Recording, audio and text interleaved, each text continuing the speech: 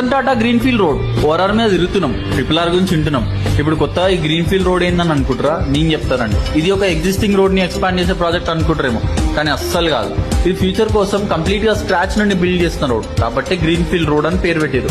ఈ road Raviryal ORR exit 13 నుంచి start అయ్యి ఫ్యూచర్ సిటీని కనెక్ట్ చేస్తూ ఆమన్గల్ ట్రిపుల్ ఆర్ వరకు ఎక్స్టెండ్ అవుతుంది. అంటే మొత్తం 41.5 కిలోమీటర్స్. మీరు ఇది నార్మల్ రోడ్ అనుకుంటారేమో, ఇది 330 feet road with budget of 4030 crores. ఇవన్నీ మస్తు చెప్తారు తీ అనుకుంటారు కదా. నేను కూడా నిన్న ఫిజికల్ గా చూసేదాకా సేమ్ అనుకున్నా, కానీ ఇక్కడ వర్క్స్ చాలా స్పీడ్ గా నడుస్తున్నాయి. అవుతుందని చెప్పడానికి ఇది ఇంకొక ఎగ్జాంపుల్. ఇంకో 3-4 years లా ఈ ఏరియా డ్రాస్టిక్ గా చేంజ్ అవుతుంది. చిన్నదో పెద్దదో ఒక ప్రాపర్టీ ఇప్పుడే కొనుక్కోండి.